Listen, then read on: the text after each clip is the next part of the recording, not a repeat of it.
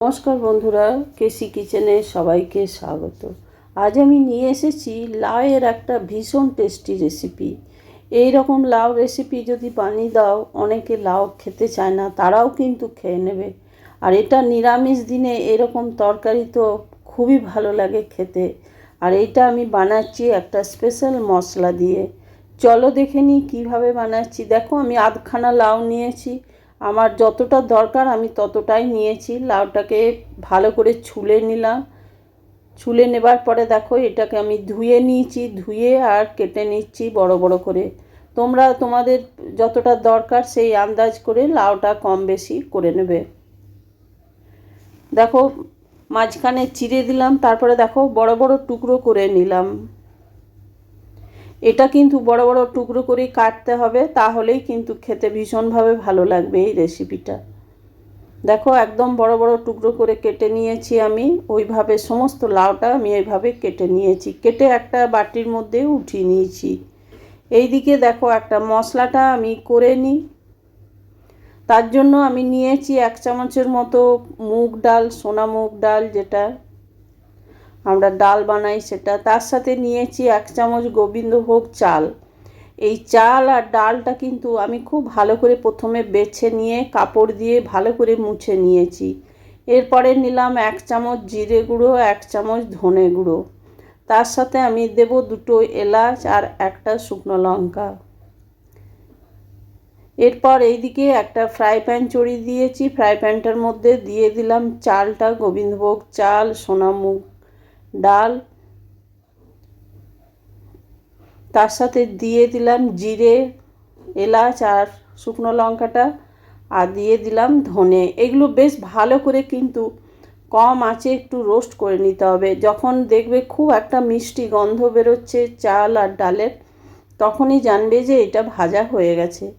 আর আঁচটা খুব কম, প্রথমে ফ্রাই প্যানটা ভালো করে গরম করে নিতে হবে, তারপরেই কিন্তু এগুলো দিতে হবে।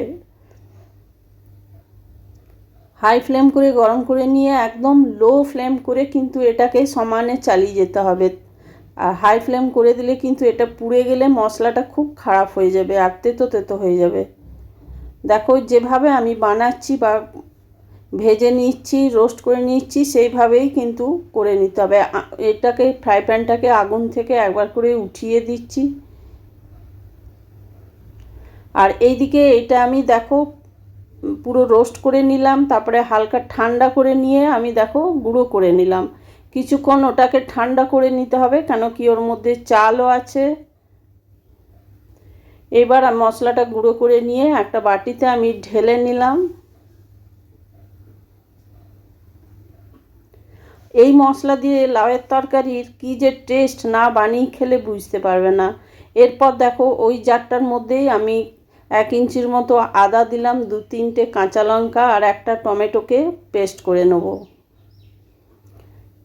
ওই যে লাউটা আমি কেটে রেখেছি, সেই লাউটা একটা বাটির মধ্যে তুলে নিলাম। এবারে এটাতে মশলাটা আমি মাখিয়ে নেব। 1 চামচ আমি হলুদ গুঁড়ো দিলাম, তার সাথে দিলাম ছোটো চামচের 1 চামচ কাশ্মীরি লঙ্কার গুঁড়ো,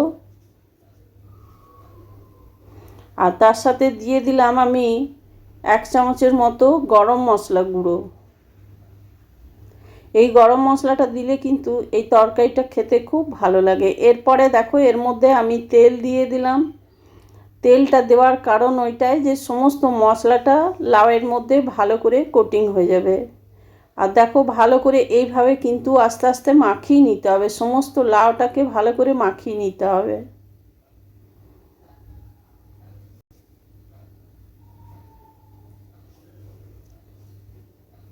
এইবার এই যে মশলাটা আমি ভেজে গুঁড়ো করে রেখেছি, তার থেকে আমি 1 চামচ দিয়ে দিলাম এটার মধ্যে।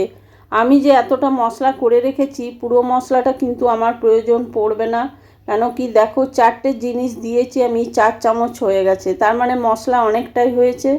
যেহেতু কম করে করলে কিন্তু ওটা পেশা যায় না, সেই জন্য আমি বেশি করে করেই রেখে নিয়েছি।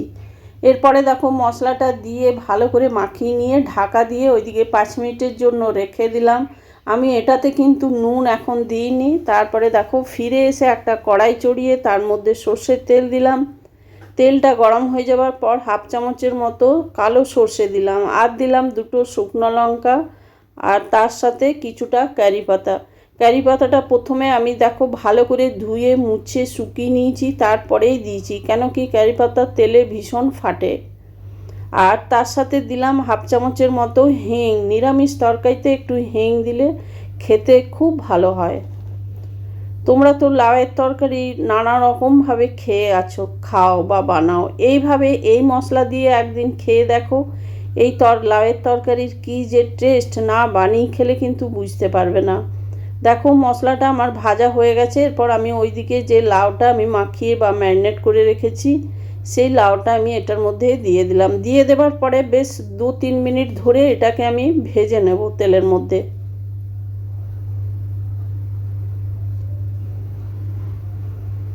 বাচ্চারা তো লাউয়ের নাম শুনলেই ছিটকে যায়, কিন্তু এইভাবে একদিন বানিয়ে দেখো, বাচ্চারাও খেয়ে নেবে এইভাবে যদি লাউ বানিয়ে দাও।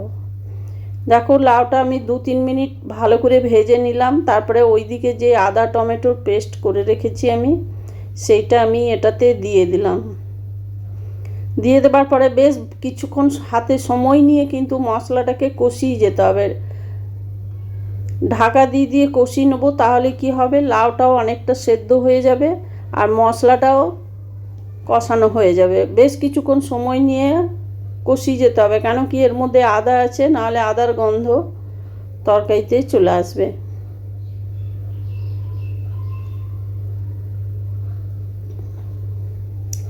আমার রেসিপি যদি তোমাদের ভালো লেগে থাকে তো লাইক শেয়ার ও কমেন্ট অতি অবশ্যই করে দিও।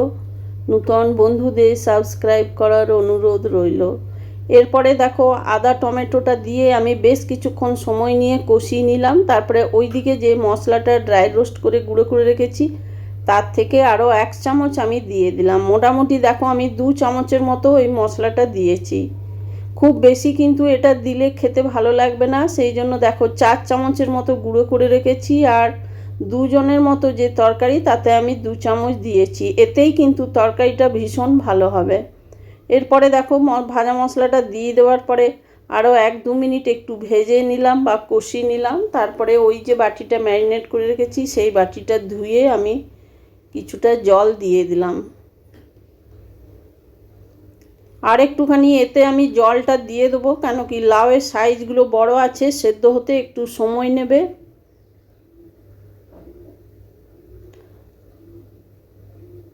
এরপরে দেখো আর একটু জল দিয়ে আমি এটাকে ফুটতে দিলাম। এটা ফুটে আসবে, তারপরেই কিন্তু আমি নুন আর চিনিটা দেব। এতক্ষণ আমি নুন একদম দিইনি।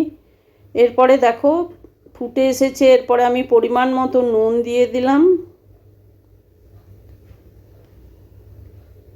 আর হাফ চামচের মতো আমি চিনি এটাতে দিয়ে দিলাম, মিষ্টি। তোমরা যদি গুড় খাও তাহলে গুড়টাও দিতে পারো। নিরামিষ তরকারিতে একটু মিষ্টি দিলে কিন্তু তরকারির টেস্ট ভীষণ ভালো হয়। তারপরে ঢাকা দিয়ে দেখো 5-6 মিনিটের জন্য আমি রেখে দিলাম লো টু মিডিয়াম আছে। তারপরে দেখো ঢাকা খুলে দেখাচ্ছি, লাউ একদম সেদ্ধ হয়ে গেছে আর ঝোলটাও একদম কমে গেছে। দেখো লাউ সমস্ত সেদ্ধ হয়ে গেছে। এর মধ্যে কিন্তু আমি কোনো রকম আলু দিইনি। তোমরা যদি চাও তাহলে কিন্তু এর মধ্যে আলুটা দিতে পারো, তবে প্রথমে আলুটাকে ভেজে তুলে নিতে হবে, তারপরে কিন্তু এই রেসিপিটা বানাতে হবে।